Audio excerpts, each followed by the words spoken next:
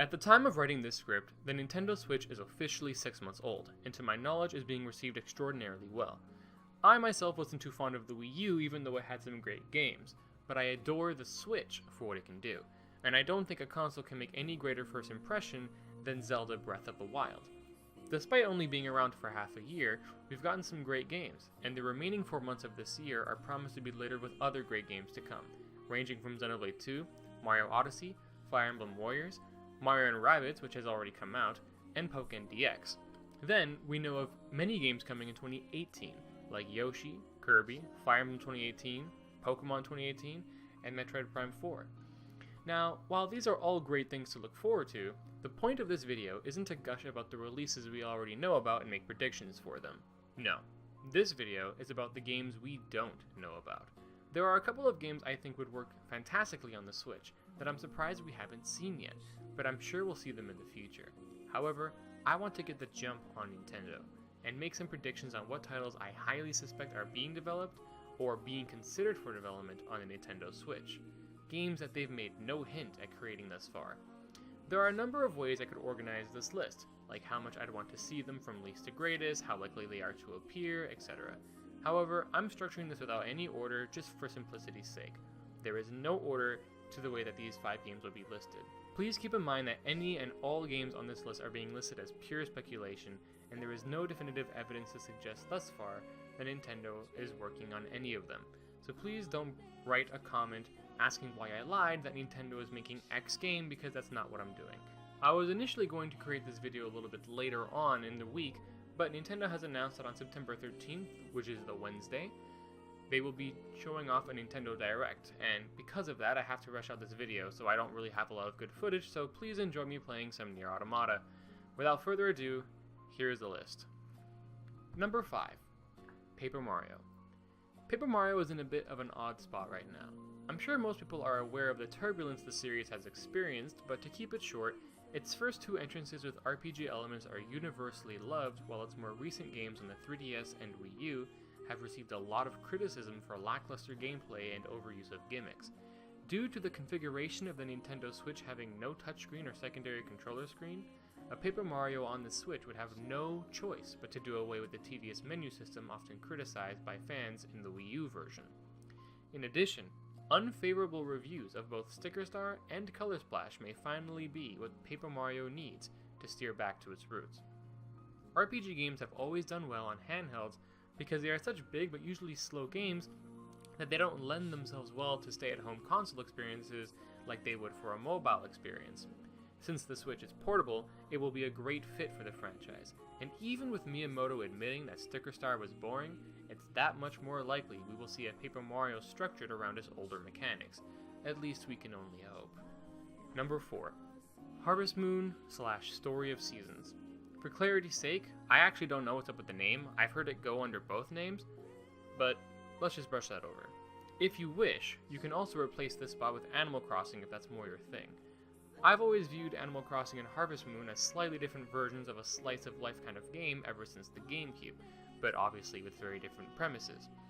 I personally have always preferred Harvest Moon to Animal Crossing though, so that's the namesake I chose for my list. I very often contemplate about going back and playing a console Animal Crossing or Harvest Moon game, because the console games are such full and huge experiences. But then, I remember that these games are so immense and diverse, and that for the whole experience to be enjoyed, you have to be playing it almost every single day. It takes a lot of dedication and free time, which I don't have as much of as when I was a kid. And even when I do have free time at home, I don't always want to play on a console. I think partially, this is why Animal Crossing New Leaf did so well, due to its portability. I think Harvest Moon on the Switch would also benefit greatly from this. It would be a great graphical improvement over the Wii games Tranquility and Animal Parade, and the portability is what the series is missing. I would love to ride a horse in a Harvest Moon game in HD. That would be amazing. Number 3. Star Fox. I don't really think of Star Fox Guard as its own game, and Star Fox 2 from the SNES that was cancelled and has only been released as part of the SNES Classic, I kind of consider in the same boat. Excluding those games, we actually have more Star Fox games that are the SNES original or a remake of it, rather than new games. We have the SNES original, Star Fox 64, Star Fox 64 3D, and Star Fox Zero, which are all the same story and plotline. That is 4 games. The only original games beyond those are Adventures, Assault, and Command, which is only 3 games. There has been a ridiculous amount of rehashing the original game that needs to end, and the Switch is a good place to do it. Star Fox games have always, with the exception of Star Fox Adventures, been a level-focused game. Spurts of action you can complete in 10 or 15-minute bursts, sometimes less time. This style of gameplay lends itself very well to a portable experience as well, on the train, waiting at the doctor, recess, all sorts of things. You can quickly pull out the Switch and complete a quick level and then put it back away. The best thing about the Switch is that due to the lack of a touchscreen or secondary gimmicky controller that the Wii U had, the gameplay in a Star Fox for the Switch is much less likely to be a super gimmick, kind of like how Star Fox Zero was, which ended up being very divisive. And considering how poorly that game sold, I doubt that they would follow suit with a similarly controlling game. Another great thing about the Star Fox game being on the Switch is that Nintendo will finally move on with the story. Personally, I would retcon Star Fox Command and continue from there, or just have the story continue from Star Fox Assault but before Command. An original story would be interesting, because I really like Crystal and Panther, who don't appear in the original games, so because we keep getting remakes of those games, we never get to see them. With a new Star Fox title, we could also see things that should have been common sense in Star Fox Zero. A competent online, and a vibrant multiplayer like Assault had, except it would be online as well. There's also a lot they can do with a new game if they would just bother to add the features that they should already know everyone wants. I think this is a great chance for Star Fox, so hopefully we see it.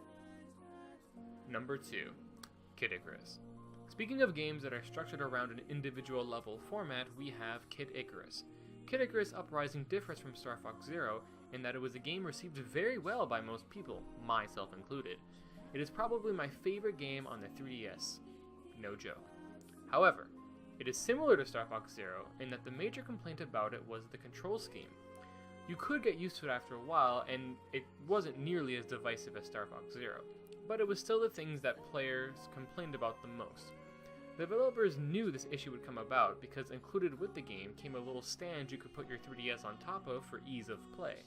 The in-game aiming system meant you would have to have the stylus to the screen at all times, but the stylus didn't handle movement, so you had to use a control stick.